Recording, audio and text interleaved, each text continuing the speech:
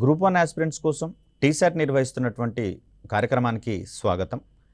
ఈ వీడియోలో మనము కమ్యూనికేషన్స్కి సంబంధించినటువంటి టాపిక్లో భాగంగా మొబైల్ టెక్నాలజీలోని జనరేషన్స్ తరాలను గురించి తెలుసుకునే ప్రయత్నం చేద్దాం.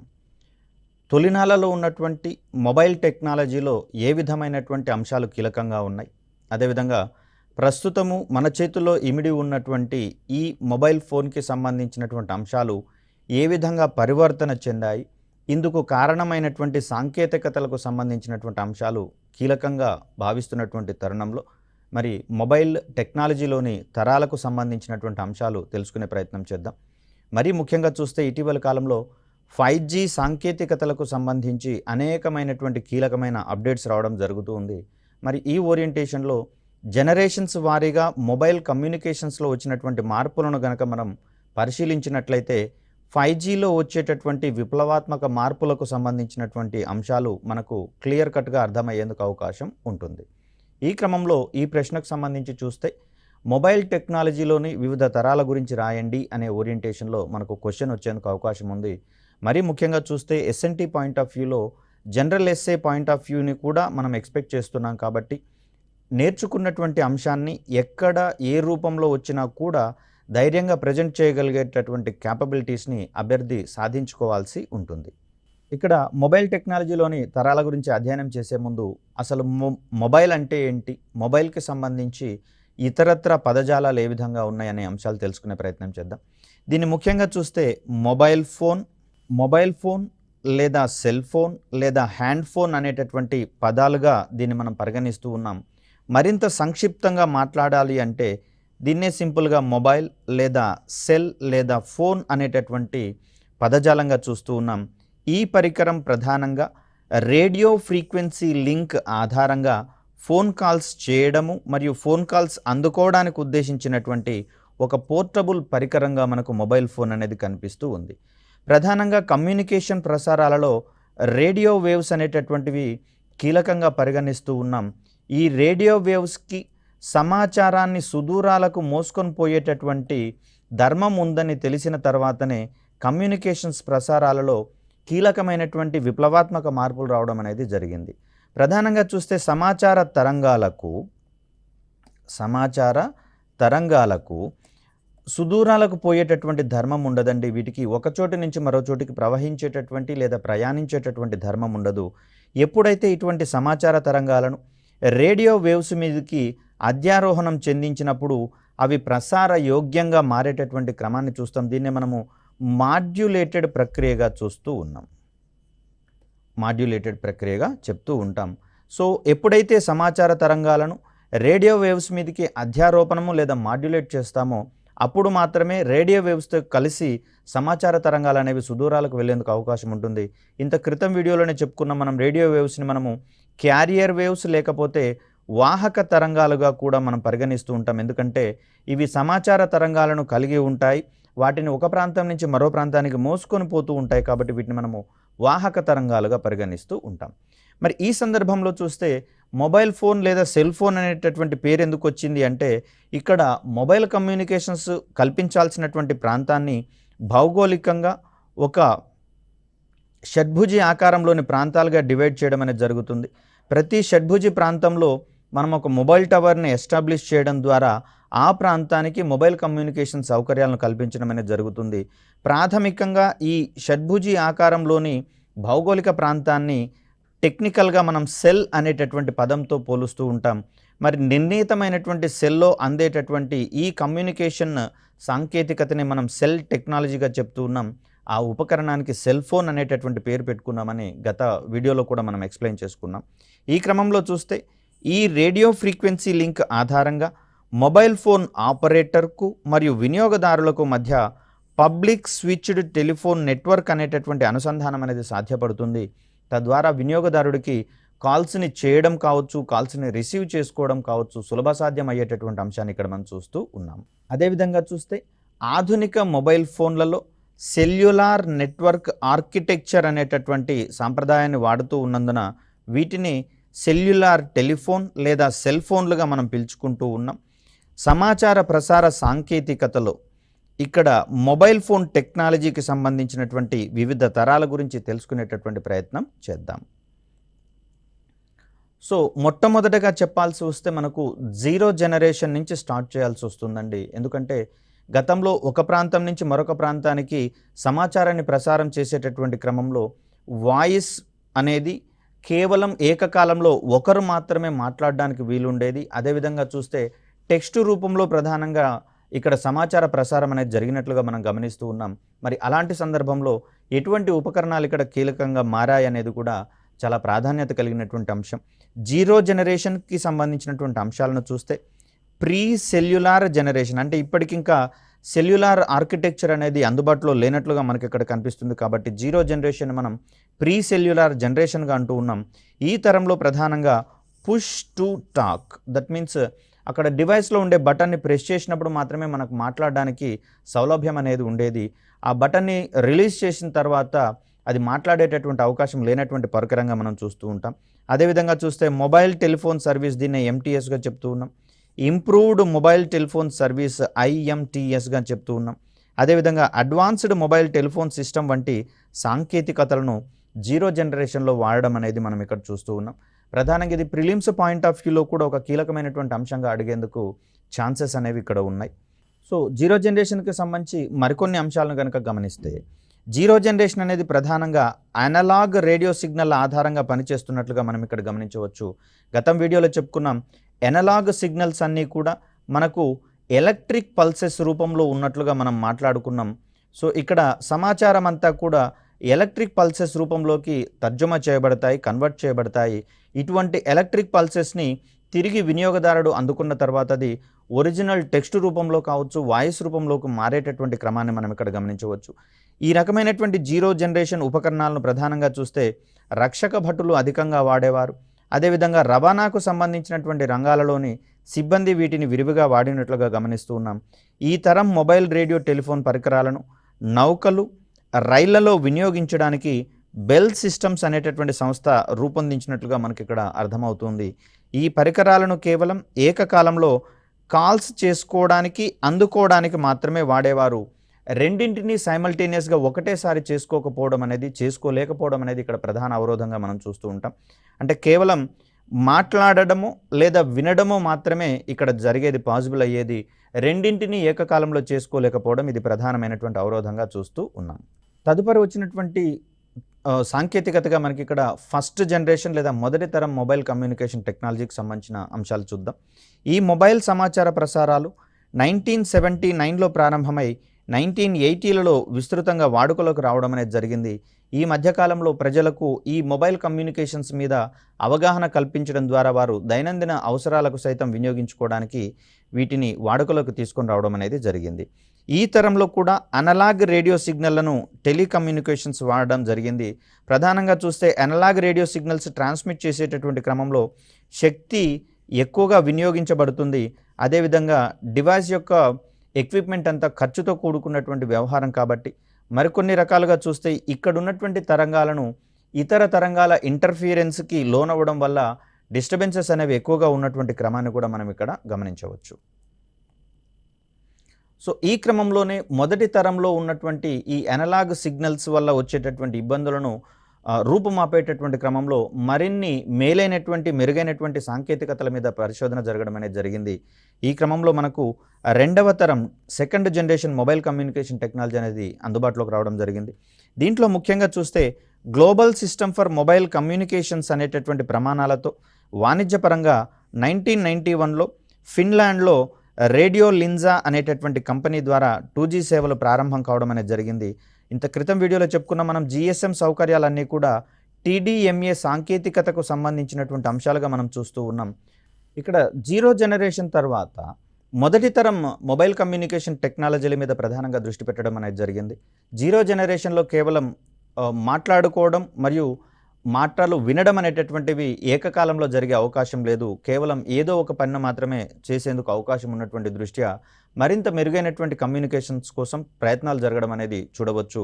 దీంట్లో భాగంగా మొదటి జనరేషన్ మొదటి జనరేషన్ మొదటి జనరేషన్ మొబైల్ టెక్నాలజీకి సంబంధించిన అంశాలు తెలుసుకునే ప్రయత్నం చేద్దాం. ఈ మొబైల్ సమాచార ప్రసారాలు 1979లో ప్రారంభమై 1980లలో విస్తృతంగా వాడుకలోకి రావడం అనేది జరిగింది. ప్రధానంగా చూస్తే ఈ తరంలో కూడా ఎనలాగ్ రేడియో సిగ్నల్స్ని టెలికమ్యూనికేషన్స్ కోసం వాడినట్లుగా మనం ఇక్కడ గమనించవచ్చు. ఎనలాగ్ సిగ్నల్స్లో ఉన్నటువంటి ప్రధానమైనటువంటి అవరోధం ఏంటంటే ఇది శక్తిని అధికంగా వినియోగించుకోవడం అనేది. అదేవిధంగా చూస్తే దీని నిర్వహణ కోసం అయ్యేటటువంటి వ్యయం కూడా గణనీయంగా ఉన్నటువంటి దృష్ట్యా మరింత మెరుగైనటువంటి సాంకేతికతల కోసం నిరంతరం ప్రయత్నాలు జరగడం అనేది మనం ఇక్కడ గమనించవచ్చు. ప్రధానంగా చూస్తే ఎనలాగ్ రేడియో సిగ్నల్స్ అనేవి ఎలక్ట్రిక్ పల్సెస్ రూపంలో ఒక ప్రాంతం నుంచి మరొక ప్రాంతానికి ప్రాపగేట్ అయ్యేటటువంటి అంశంగా చూస్తూ ఉన్నాం. అదేవిధంగా ఇతర తరంగాల యొక్క ఇంటర్ఫీరెన్స్ వచ్చినటువంటి పరిస్థితులలో డిస్టర్బెన్స్ అనేది కూడా అక్కడ ఎక్కువగా ఉన్నటువంటి పరిస్థితులు మనం గమనించవచ్చు.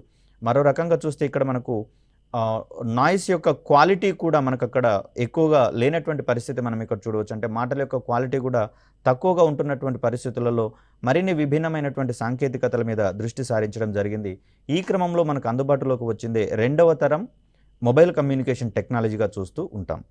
ఇక్కడ రెండవ తరం మొబైల్ కమ్యూనికేషన్ టెక్నాలజీకి సంబంధించి చూస్తే ఈ తరంలో ప్రధానంగా global system for mobile communications అనేటటువంటి ప్రమాణాలు వాణిజ్యపరంగా 1991లో ఫిన్లాండ్లో రేడియో లింజా అనేటటువంటి కంపెనీ ద్వారా ఈ 2G సర్వీసెస్ అనేవి ప్రారంభం కావడం అనేది జరిగింది. ప్రధానంగా చూస్తే GSM సర్వీసెస్ అనేటటువంటివి TDMA టెక్నాలజీలో భాగంగా ఉన్నట్లుగా మనం గత వీడియోలలో గమనించాం. ఇక్కడ టైం డిస్ట్రిబ్యూషన్ మల్టిపుల్ యాక్సిస్ అనేటటువంటిది, టైం డివిజన్ మల్టిపుల్ యాక్సిస్ అనేటటువంటిది ఇది GSM సాంకేతికతకు సంబంధించినటువంటి మరొక కీలకమైనటువంటి అంశంగా చూస్తూ ఉన్నాం.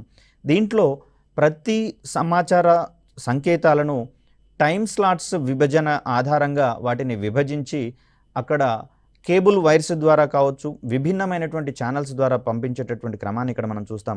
ఒక ఛానల్ని 3 లాజికల్ ఛానల్స్గా విభజించి ఒక్కొక్క వినియోగదారుడికి కేటాయించేటటువంటి టెక్నాలజీగా మనకు TDMA టెక్నాలజీ అనేది కనిపిస్తుంది. TDMA సాంకేతికత లేదా GSM ఇంట్రడక్షన్ తోటి మనకి ఇక్కడ రెండవ తరం మొబైల్ కమ్యూనికేషన్ టెక్నాలజీకి సంబంధించినటువంటి ప్రసారాలు ప్రారంభమైనట్లుగా మనం ఇక్కడ గమనించవచ్చు. సో రెండవ తరం టెక్నాలజీలోని మరిన్ని అంశాలను కనుక మనం గమనిస్తే డిజిటల్ రేడియో సిగ్నల్ల రూపంలో ప్రారంభమైన ఈ సెల్యులార్ సర్వీసుల కాలంలోనే GPRS, దీన్నే జనరల్ పాకెట్ రేడియో సర్వీసెస్గా మనం ఇక్కడ చూస్తూ ఉన్నాం. అదేవిధంగా edge enhanced data rates for GSM evolution అనేటటువంటిది మనం ఇక్కడ గమనించవచ్చు. ఈ రకమైనటువంటి GPRS మరియు ఎడ్జ్ పేర్లతో వరుసగా 2.5G, 2.75G అనేటటువంటి డేటా సర్వీసెస్ అనేవి ప్రారంభం కావడం జరిగింది 2G తరంలోనే. దీంట్లో ఎడ్జ్ సర్వీసులను AT&T కంపెనీ 2003లో యునైటెడ్ స్టేట్స్లో ప్రారంభించినట్లుగా మనం ఇక్కడ గమనించవచ్చు. ప్రధానంగా చూస్తే 0 జనరేషన్ అండ్ ఫస్ట్ జనరేషన్ రెండు కూడా ఎనలాగ్ సిగ్నల్స్కి సంబంధించినటువంటి మొబైల్ కమ్యూనికేషన్స్ కాగా, ఇక్కడ మనకు సెకండ్ జనరేషన్ నుంచి డిజిటల్ సిగ్నల్స్ అనేవి మనకు ప్రధానంగా వాడుకలోకి రావడం అనేది జరిగింది. ఇవి ప్రధానంగా జీరోస్ అండ్ వన్స్ యొక్క కాంబినేషన్ల రూపంలో ఉన్నటువంటి సంకేతాలుగా మనం ఇక్కడ చూస్తూ ఉన్నాం.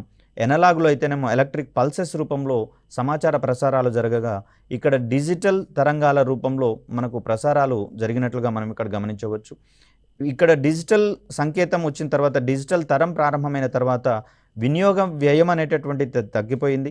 అదేవిధంగా ఇక్కడ సమాచార ప్రసారం జరిగేటటువంటి క్రమంలో ఇతర తరంగాల యొక్క డిస్టర్బెన్సెస్ అనేవి లేకుండా ఉండడం, అదేవిధంగా వాయిస్ క్వాలిటీగా ఉండడం అనేటటువంటిది మరిన్ని విభిన్నమైనటువంటి ప్రయోజనాలుగా మనం ఇక్కడ గమనించవచ్చు. దీంట్లో ప్రధానంగా డేటా సర్వీసెస్ అందించేటటువంటి క్రమంలో GPRS మరియు ఎడ్జ్ వంటి సాంకేతికతలు మనకు అందుబాటులోకి రావడం అనేది జరిగింది. వీటి ఇంట్రడక్షన్తో మనకి ఇక్కడ 2.5G మరియు 2.75G అనేటటువంటి కోడింగ్తో మనకి ఇక్కడ డేటా సర్వీసెస్ ప్రారంభమైనట్లుగా గమనించవచ్చు. సో రెండవ తరానికి సంబంధించి చూస్తే ఇక్కడ రెండవ తరం ఫలితంగా మరింత సమర్థవంతమైన భద్రతతో కూడినటువంటి SMS మరియు MMS సర్వీసెస్ అనేవి సాధ్యం కావడం అనేది జరిగింది. ఇక్కడ ఇతరుల జోక్యం లేకుండా వాటికి భద్రతను కల్పించేటటువంటి ఉద్దేశంతో ఎన్క్రిప్టెడ్ సర్వీసెస్ అనేటటువంటివి ప్రవేశపెట్టడం అనేది జరిగింది. తద్వారా వినియోగదారులు పంపించేటటువంటి సమాచారము పూర్తి భద్రంగా ఉండేటట్లుగా చూడడం అనేది ఇందులో ప్రధానమైనటువంటి అంశం. అదేవిధంగా జీపీఆర్ఎస్కు సంబంధించినటువంటి సర్వీసుల్లో డేటా బదిలీ వేగం అనేది 50 kbpsగా మనం ఇక్కడ చూస్తున్నాం, కిలో బిట్స్ పర్ సెకండ్గా చూస్తూ ఉన్నాం. అయితే ఎడ్జ్ వంటి సాంకేతికతల్లో ఇక్కడ ఈ వేగం అనేటటువంటిది 1 mbpsకి పెరిగినట్లుగా మనం ఇక్కడ గమనించవచ్చు. కాబట్టి అధికంగా ఆదరణ పొందినటువంటి సాంకేతికతగా మనకి ఇక్కడ ఎడ్జ్ సాంకేతికత కనిపిస్తూ ఉంది. ఈ తరం నుంచే టైమ్ డివిజన్ మల్టిపుల్ యాక్సెస్, అదేవిధంగా కోడ్ డివిజన్ మల్టిపుల్ యాక్సెస్ వంటి సర్వీసెస్ మనకు అందుబాటులోకి రావడం అనేది జరిగింది. సెకండ్ జనరేషన్కి సంబంధించి చూస్తే TDMA మరియు CDMA సాంకేతికతలకు ప్రాధాన్యం పెరిగినట్లుగా మనం ఇక్కడ గమనించవచ్చు. ఇక్కడ CDMAకి సంబంధించి చూస్తే యుఎస్లో అధికంగా వినియోగంలో ఉన్నటువంటి పరిస్థితి మనకు కనిపిస్తుంది. ప్రపంచవ్యాప్తంగా చూస్తే CDMAకి సంబంధించి కేవలం 20% వినియోగం మాత్రమే ఉన్నట్లుగా మనం ఇక్కడ గమనించవచ్చు.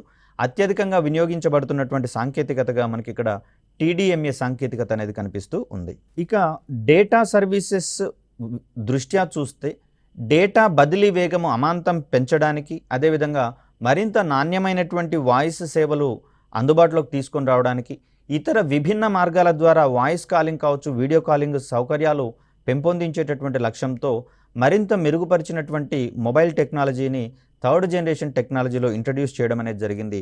ఈ సేవలను ప్రధానంగా NTT డొకోమో అనేటటువంటి సంస్థ జపాన్లో 1998లో ప్రారంభించగా ఈ సర్వీసెస్ మనకు 2001 నుంచి విస్తృతంగా అందుబాటులోకి వచ్చినటువంటి వ్యవహారాన్ని ఇక్కడ మనం చూస్తూ ఉన్నాం.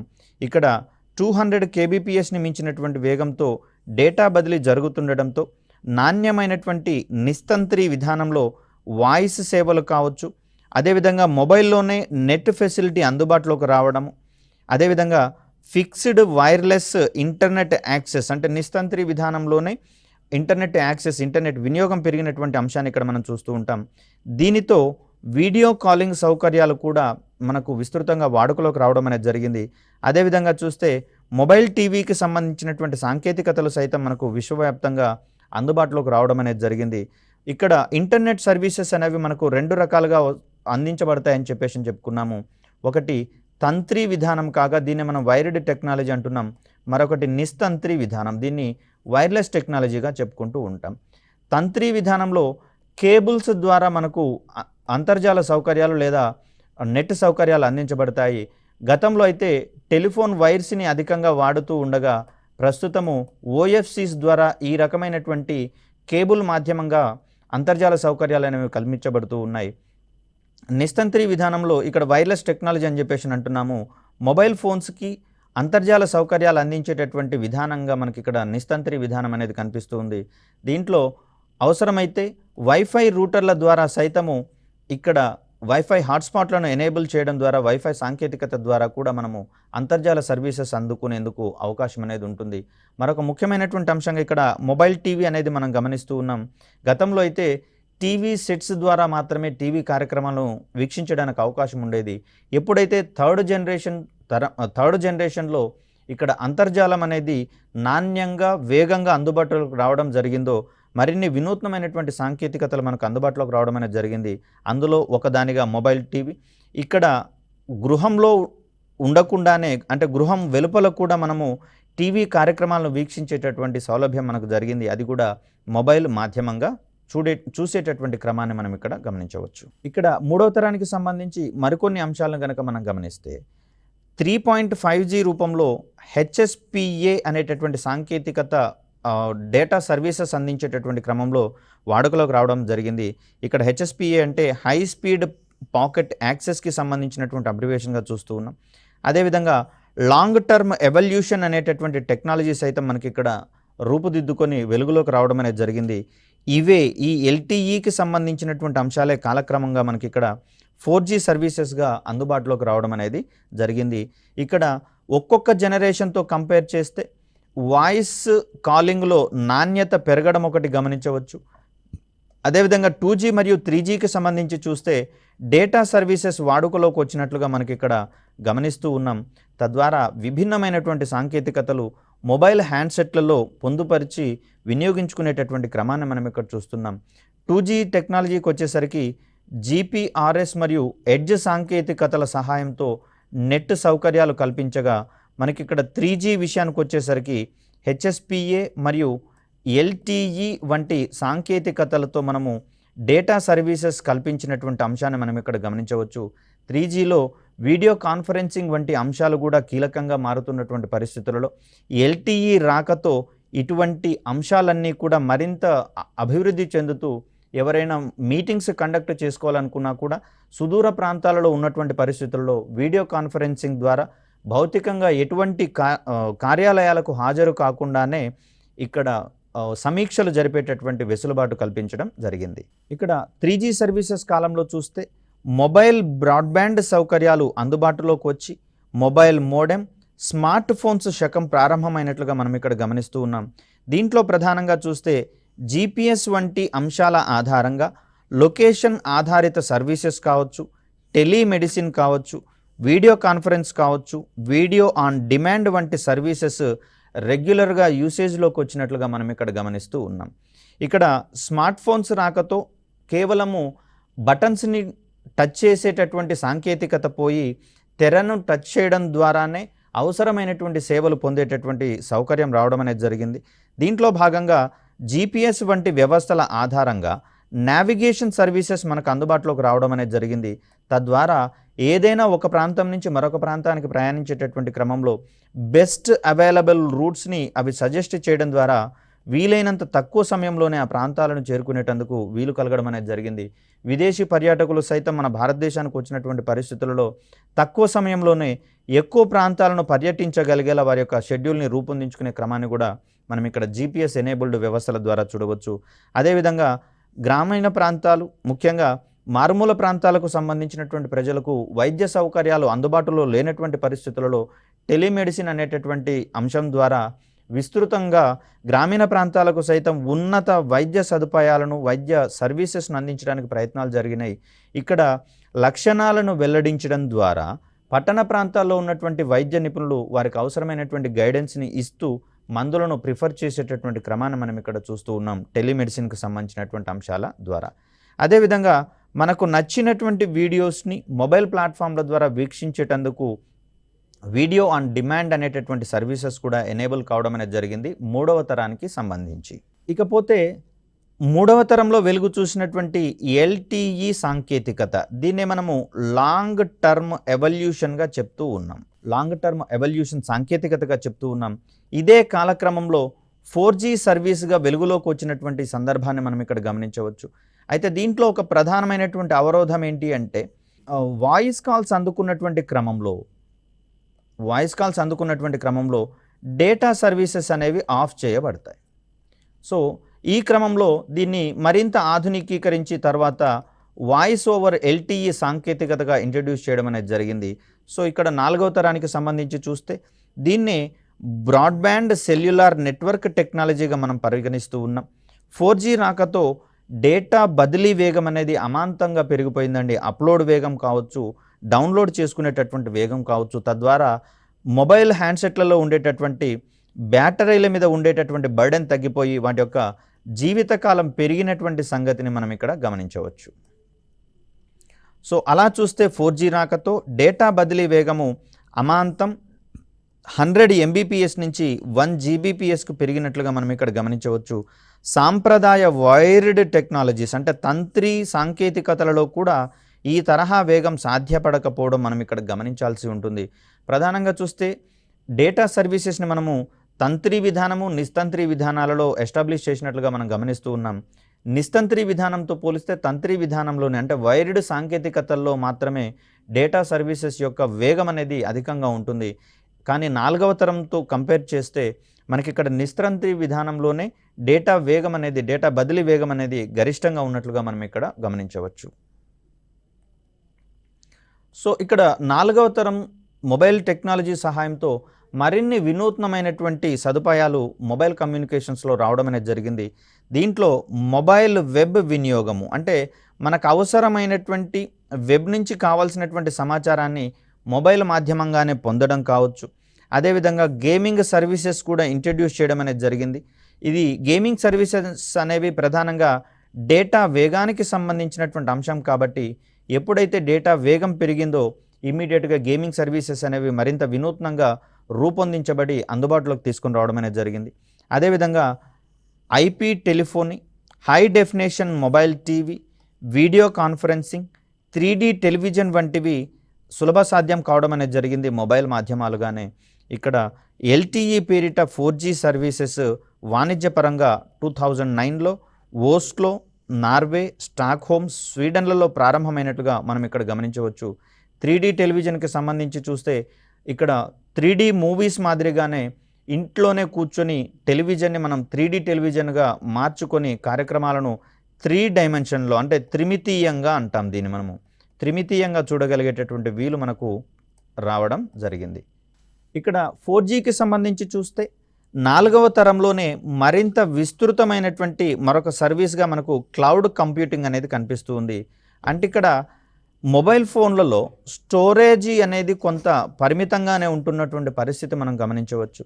అదేవిధంగా ఇక్కడ కెమెరాస్ యొక్క క్వాలిటీ కూడా పెరిగినటువంటి తరుణంలో తీసేటటువంటి ఇమేజ్ యొక్క క్వాలిటీ కూడా అమాంతం పెరగడం ద్వారా వాటి యొక్క పరిమాణం పెరిగిపోయినటువంటి పరిస్థితి మనకు కనిపిస్తుంది. ఇమేజ్ విషయంలో కావచ్చు, వీడియోల విషయంలో కావచ్చు. మరి ఇలాంటి సందర్భాలలో మొబైళ్లలో నిక్షిప్తం చేసినటువంటి ఇంటర్నల్గా ఉన్నటువంటి మెమరీ త్వరితగతిన ఫిల్ కావడం అనేది జరుగుతుంది. అటువంటి సందర్భాలలో ఇక్కడ ఉన్నటువంటి ఇమేజెస్ కావచ్చు, వీడియోస్ని కావచ్చు, మనం కొన్ని రకాలైనటువంటి క్లౌడ్ వేదికలలో నిక్షిప్తం చేసుకోవడానికి, స్టోర్ చేసుకోవడానికి అవకాశం అనేది దొరికింది. తద్వారా ఇక్కడ స్టోర్ చేసినటువంటి ఈ ఇమేజెస్ని, వీడియోస్ని మనం ఎక్కడి నుంచైనా యాక్సెస్ చేసుకోవడానికి రిమోట్ యాక్సెస్కి అవకాశం ఉండేటటువంటి అంశంగా మనం ఇక్కడ చూస్తూ ఉన్నాం.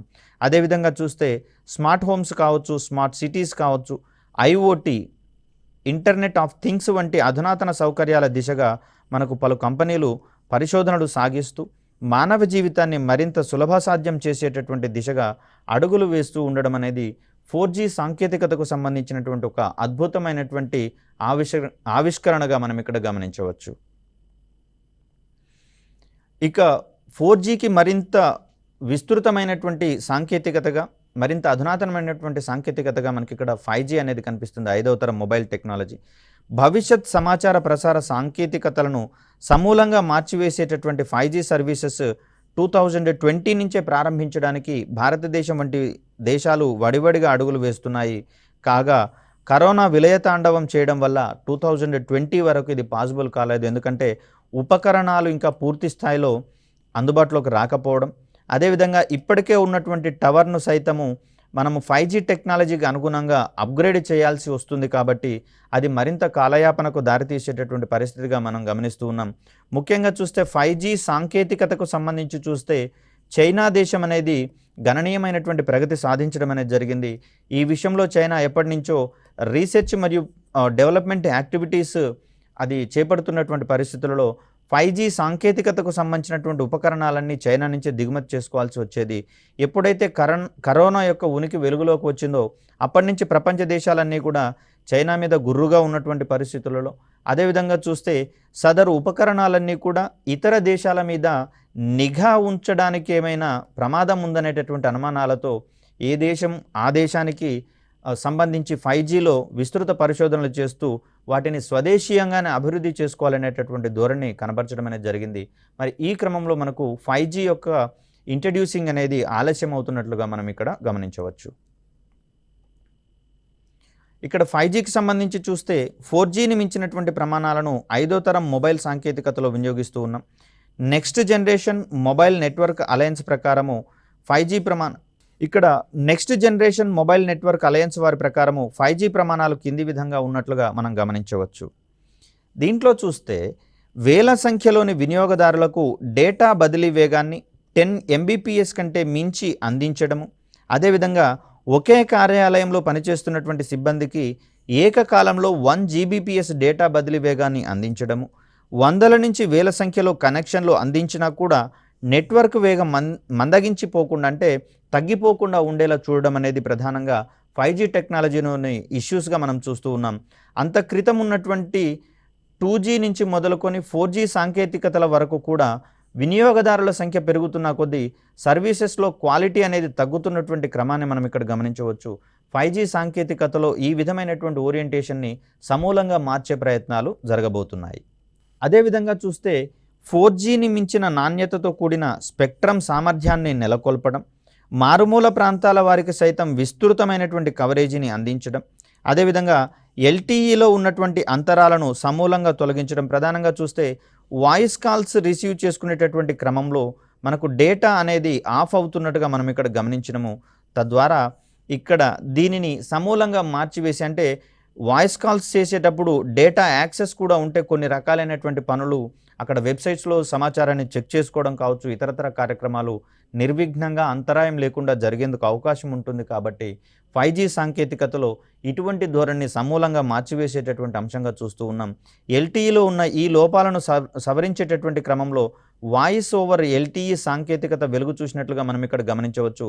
ప్రస్తుతం మనం వినియోగిస్తున్నటువంటి జియో సెల్యులార్ నెట్వర్క్స్ వారు ఈ వోల్ట్ని ఇంట్రడ్యూస్ చేసినట్లుగా మనం ఇక్కడ గమనించవచ్చు.